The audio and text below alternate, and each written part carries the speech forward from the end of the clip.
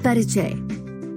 ऋणजल धनजल नाम से रेणु ने सूखा और बाढ़ पर कुछ अत्यंत मर्मस्पर्शी रिपोर्टाज लिखे हैं, जिसका एक सुंदर उदाहरण है इस जल प्रलय में। इस पाठ में उन्होंने सन 1975 की पटना की प्रलयंकारी बाढ़ का अत्यंत रोमांचक वर्णन किया है, जिसके वो स्वयं भुक्तभोगी रहे। उस कठिन आपदा के समय की मानवीय विवशता और यातना को रेणु ने शब्दों के माध्यम से साकार किया है।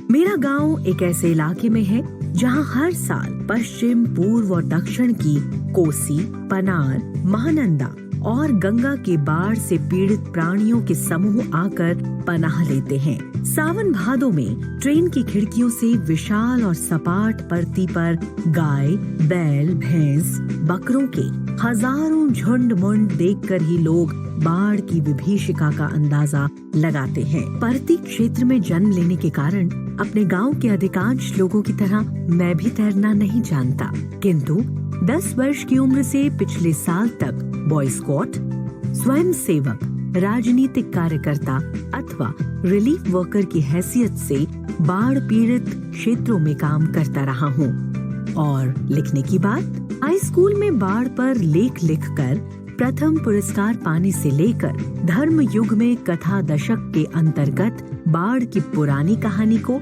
नए पाठ के साथ प्रस्तुत कर चुका हूँ। जय गंगा 1947, डायन कोसी 1948, हदियों का पुल 1948 आदि छिटपुट रिपोर्टाज के अलावा मेरे कई उपन्यासों में बाढ़ की विनाश लीलाओं के अनेक चित्र अंकित हुए हैं, किंतु गांव में रहते हुए बाढ़ से घिरने, बहने, धंसने और भोगने का अनुभव कभी नहीं हुआ। वो तो पटना शहर में सन 1967 में ही हुआ, जब 18 घंटे की अविराम वृष्टि के कारण पुनपुन का पानी राजेंद्र नगर, कंकड़बाग तथा अन्य निचले हिस्सों में घुस आया था। अर्थात बाढ़ को मैंने भोगा है शहरी आदमी की हैसियत से। इसीलिए इस बार जब बाढ़ का पानी प्रवेश करने लगा तो पटना का पश्चिमी इलाका छाती भर पानी में डूब गया। तब हम घर में ईंधन, आलू, मोमबत्ती, दिया सलाई, पीने का पानी और कंपोस्ट की गोलियां जमा कर बैठ गए और प्रतीक्षा करने लगे। सुबह सूना राजभवन और मुख्यमंत्री निवास प्लावित हो गया। दोपहर में सूचना मिली गोलघर जल के घिर गया है।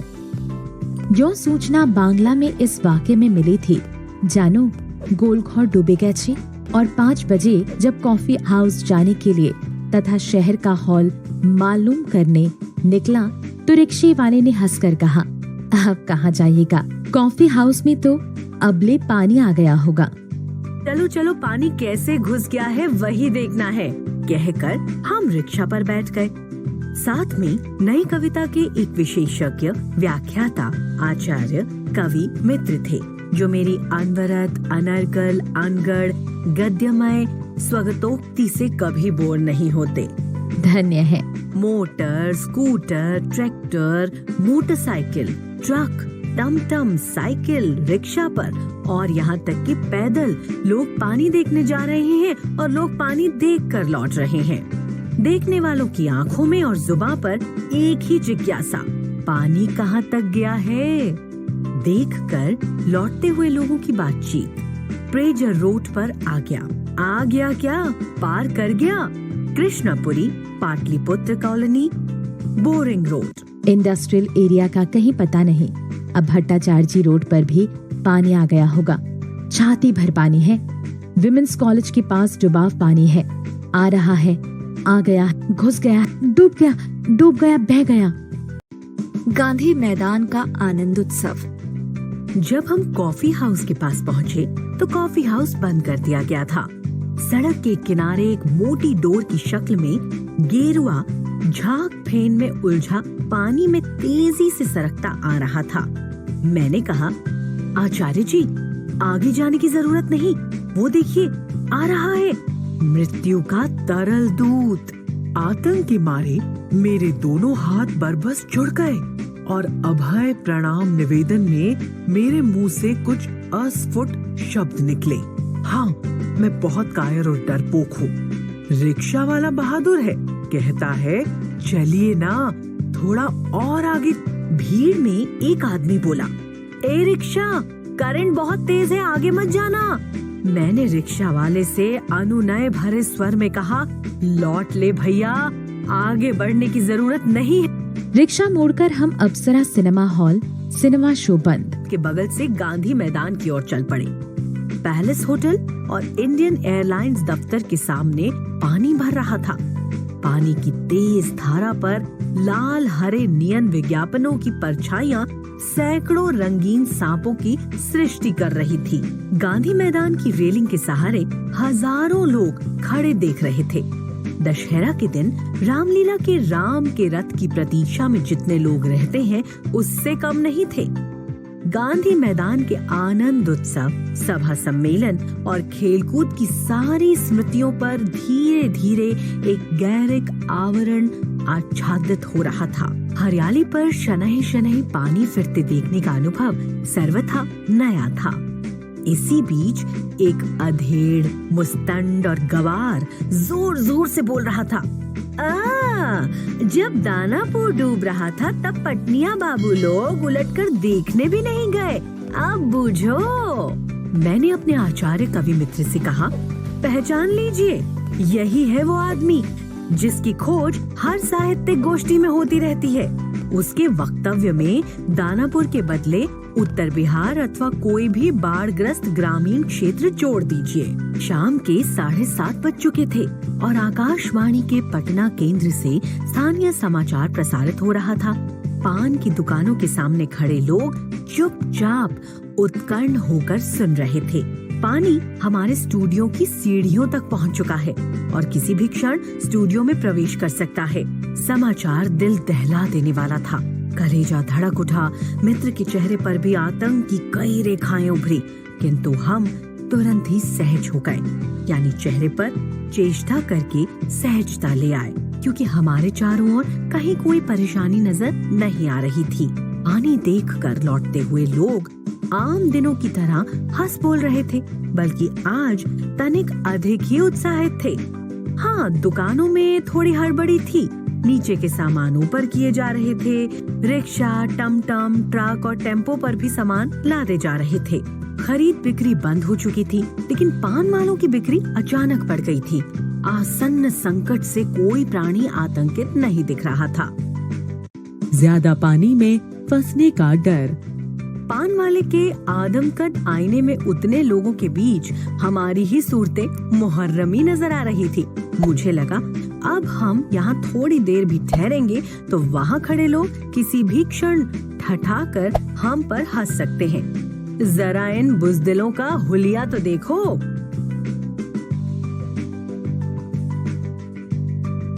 एक बार डूब ही जाए, धनुषकोटि की तरह पटना लापता ना हो जाए कहीं, सब पाप धुल जाएगा। चलो घोल घर के मुंडे पर ताश की गड्डी लेकर बैठ जाए। बिस्कोमान बिल्डिंग की छत पर क्यों नहीं? भाई यही माकूल मौका है। इनकम टैक्स वालों को एन इसी मौके पर काले कारोबारियों के घर पर छापा मारना चाहिए। आसामी बामाल। राजेंद्र नगर चौराहे पर मैगजीन कॉर्नर की आखिरी सीढ़ियों पर पत्र पत्रिकाएं पूर्ववत बिछी हुई थी। सोचा एक सप्ताह की खुराक एक ही साथ ले लूं। क्या क्या ले लूं?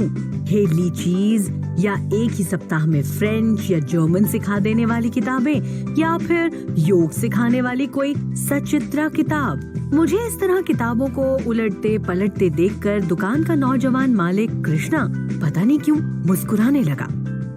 किताबों को छोड़ कई हिंदी, बांग्ला और अंग्रेजी सिने पत्रिकाएं लेकर लौटा। मित्र से विदा होते हुए कहा, पता नहीं कल हम कितने पानी में रहें।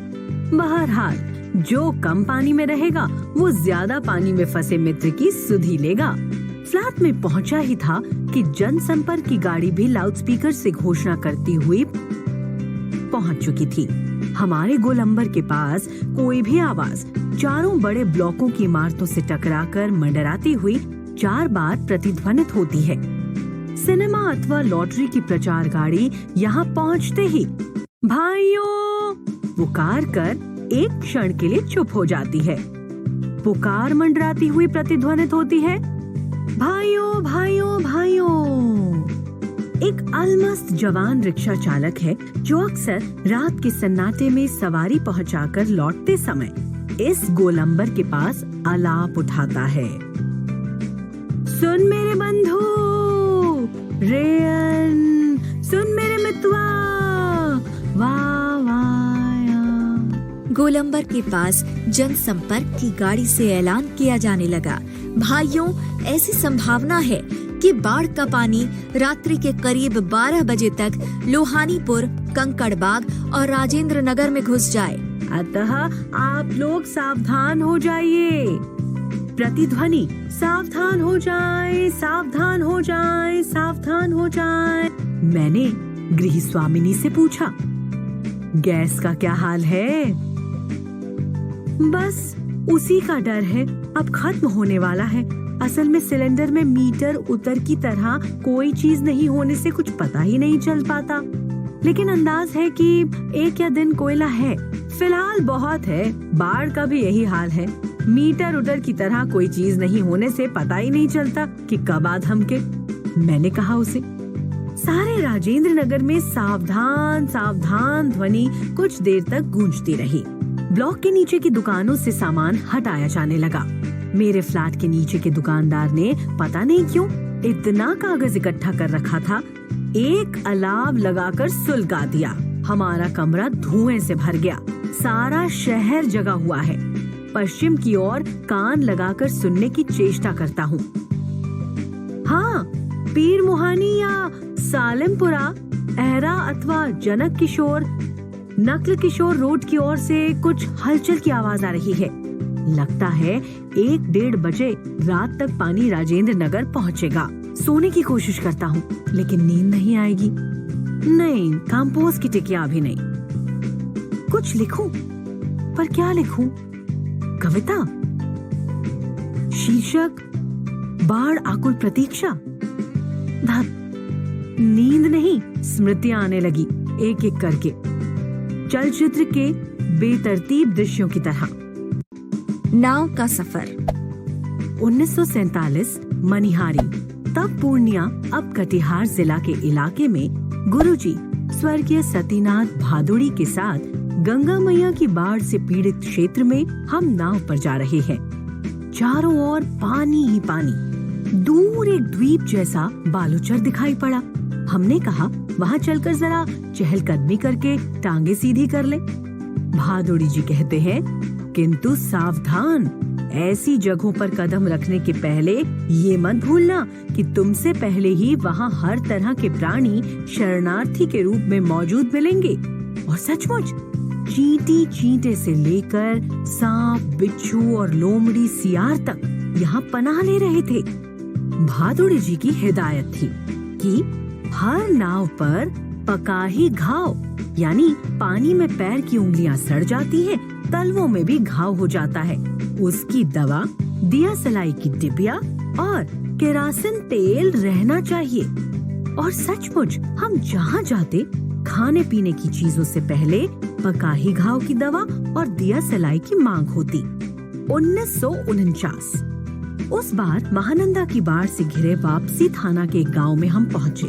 हमारी नाव पर रिलीफ के डॉक्टर साहब थे। गांव के कई बीमारों को नाव पर चढ़ाकर कैंप में ले जाना था। एक बीमार नौजवान के साथ उसका कुत्ता भी कूं कूं करता हुआ नाव पर चढ़ गया। डॉक्टर साहब कुत्ते को देखकर भीषण भयभीत हो गए और चिल्लाने लगे, अरे अरे अरे अरे, कुकर नहीं, कुकर नहीं, कुकर को भगाओ।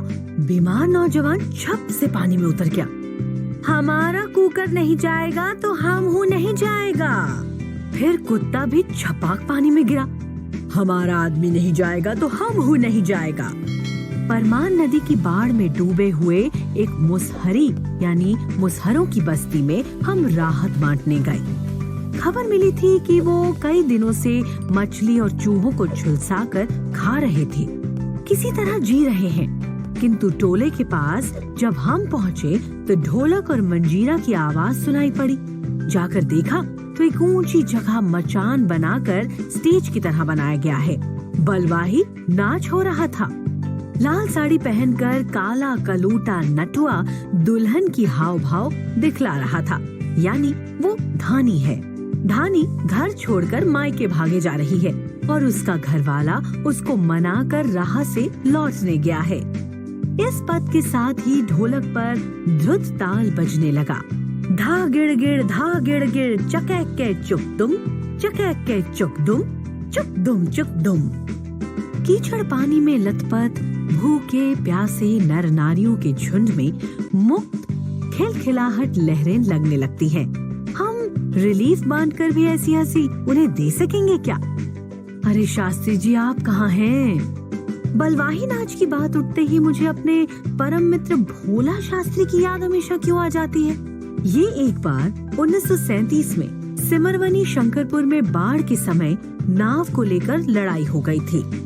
मैं उस समय बालचर यानी बॉय स्काउट था। गांव के लोग नाव के अभाव में केले के पौध का बेला बनाकर किसी तरह काम चला रहे थे और वहीं जमींदार के लड़के नाव पर हारमोनियम तबला के साथ झिनझिर करने निकले थे। गांव के नौजवानों ने मिलकर उनकी नाव छीन ली थी। थोड़ी मारपीट भी हुई थी।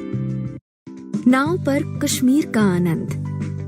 और 1967 में जब पुनपुन का पानी राजेंद्र नगर में घुस आया था, एक नाव पर कुछ सजे धजे युवक और युवतियों की टोली किसी फिल्म में देखे हुए कश्मीर का आनंद घर बैठे लेने के लिए निकली थी। नाव पर स्टोव जल रहा था, केतली चढ़ी हुई थी, बिस्कुट के डिब्बे खुले हुए थे। एक लड़की प्याली में चम्मच डालकर एक अनोखी अदा से नेस्कैफे के पाउडर को मथ रही थी, एक्सप्रेसो बना रही थी शायद। दूसरी लड़की बहुत मनोयोग से कोई सचित्र और रंगीन पत्रिका पढ़ रही थी। एक युवक दोनों पांवों को फैलाकर बांस की लग्गी से नाव खे रहा था। दूसरा युवक पत्रिका पढ़ने वाली लड़की के सामने अपने घुटने पर कोनी टेक कर कोई मनमोहक डायलॉग बोल रहा था। पूरे वॉल्यूम में बजते हुए ट्रांजिस्टर पर गाना आ रहा था। हवा में उड़ता जाए मोरा लाल दुपट्टा मलमल का, हो मेरा लाल दुपट्टा मलमल का, हो जी हो जी। हमारे ब्लॉक के पास गोलंबर में नाव पहुंची थी कि अचानक चारों ब्लॉक की छतों पर खड़े लड़कों ने एक ही साथ किलकारियों, सीटियों, फब्दियों की वर्षा कर दी और इस गोलंबर में किसी भी आवाज की प्रतिध्वनि मंडरा मंडरा कर गूंजती है। सो सब मिलाकर स्वयं ही जो ध्वनि संयोजन हुआ उसे बड़े से बड़े गुणी संगीत निर्देशक बहुत कोशिश के बावजूद नहीं कर पाते। उन फूहड़ युवकों की एग्जिबिशनिज्म तुरंत छूमंतर हो गई और युवतियों के रंगे लाल लाल होठ और गाल काले पड़ गए। नाव पर अकेला ट्रांजिस्टर था जो पूरे दम के साथ मुखर था। नैया तोरी मझधार, होशियार होशियार, कहो राम सिंगार, पनिया आ रहलो है। 2:30 बज गए मगर पानी अब तक नहीं आया। लगता है कहीं अटक गया, अथवा जहाँ तक आना था आकर रुक गया, अथवा तटबंध पर लड़ते हुए इंजीनियरों की जीत हो गई शायद, या फिर कोई दैवी चमत्कार हो गया होगा। नहीं तो पानी कभी जाएगा तो किधर से? रास्ता तो इधर से ही है।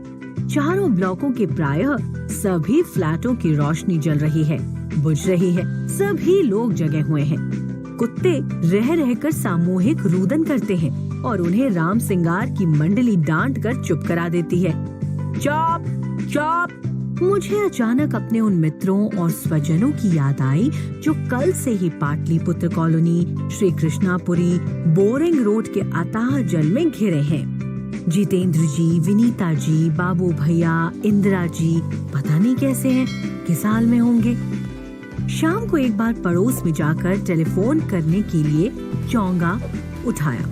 बहुत देर तक कई नंबर डायल करता रहा। उधर एकदम सन्नाटा था, कोई शब्द नहीं।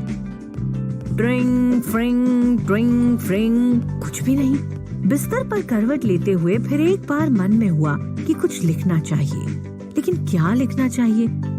कुछ भी लिखना संभव नहीं। और क्या जरूरी है कि कुछ लिखा जाए? नहीं, फिर स्मृतियों को जगाऊं तो अच्छा है। पिछले साल अगस्त में नरपतगंज थाना चकरदाहा गांव के पास छाती भर पानी में खड़ी एक आसन प्रसवा हमारी और गाय की तरह टुकड़ टुकड़ देख रही थी। नहीं, अब भूली बिसरी याद नहीं, बेहतर है आंखें मूंद कर सफेद भेड़ों के झुंड देखने की चेष्टा करूं। उजले उजले सफेद भेड़ों का झुंड। किंतु सभी उजले भेड़ अचानक काले हो गए। बार बार आंखें खोलता हूँ, फिर मूंदता हूँ। काले को उजला करना चाहता हूँ। भेड़ों के झुंड भूरे हो जाते हैं। उजले भेड़, काले भूरे, किंतु उजले उजले गेहूं रंग के भेड़। ओए ध्याको, ऐसे गेले जाल। झकझोर कर मुझे जगाया गया। घड़ी देखी, ठीक 5:30 बज रहे थे। सवेरा हो चुका था। आ रहलो है पनिया, पानी आ गए लो। हो राम सिंगार, हो मोहन, रामचंद्र, अरे ओ। पानी में डूबा हुआ शहर। आंखें मलता हुआ मैं उठा। पश्चिम की ओर थाना के सामने सड़क पर मोटी डोली की शक्ल में मुंह में झाग फेन लिए पानी आ रहा है। ठीक वैसा ही जैसा शाम को कॉफी हाउस के पास देखा था। पानी के साथ साथ चलता हुआ किलोल करता हुआ बच्चों का एक दल। उधर पश्चिम दक्षिण कोने पर दिनकर अतिथिशाला से और आगे की बस्ती के पास बच्चे खेलकूद क्यों कर रहे हैं? नहीं बच्चे, नहीं, पानी है वहाँ मोड़ है, थोड़ा अवरोध है, इसलिए पानी उछल रहा है। पश्चिम उत्तर की ओर ब्लॉक नंबर 1 के पास पुलिस चौकी के पिछवाड़े में पानी का पहला रेला आया। ब्लॉक नंबर 4 के नीचे सेठ की दुकान के बाएं बाजू में लहरें नाचने लगी। अब मैं दौड़कर छत पर चला गया। चारों ओर शोर, कोलाहल, कलरव, चीख पुकार और पानी का कल रव, लहरों का नर्तन। सामने फुटपाथ को पार कर अब पानी हमारे पिछवाड़े में सशक्त बहने लगा है। गोलंबर के गोल पार्क के चारों ओर पानी नाच रहा है। आ गया। पानी बहुत तेजी से बढ़ रहा है, चढ़ रहा है। करंट इतना तेज है। सोन का पानी है? नहीं, गंगा जी का है। आ गए लो। सामने की दीवार की ईंटें जल्दी जल्दी डूबती जा रही हैं। बिजली के खंभे का काला हिस्सा डूब गया। ताड़ के पेड़ का तना क्रमशः डूब रहा है। अभी यदि मेरे पास मूवी कैमरा होता या फिर टेप रिकॉर्डर होता। बाढ़ तो बचपन से ही देखता आया हूँ, किंतु पानी का इस तरह आना कभी नहीं देखा। अच्छा हुआ जो रात में नहीं आया, नहीं तो भय के मारे न जाने मेरा क्या हाल होता। देखते ही देखते गोल पार्क पूरी तरह डूब गया। हरियाली लोप हो गई। अब हमारे चारों ओर पानी नाच रहा था। भूरे रंग के भेड़ों के झुंड। भेड़ दौड़ रहे हैं, भूरे भेड़। अरे वो चाय वाले की झोपड़ी चली गई। काश मेरे पास एक मूवी कैमरा होता, एक टेप रिकॉर्डर होता, तो क्या होता? अच्छा है, कुछ भी नहीं। कलम थी, वो भी चोरी हो गई। अच्छा है, कुछ भी नहीं मेरे पास। सारांश। तो बच्चों, आज हमने देखा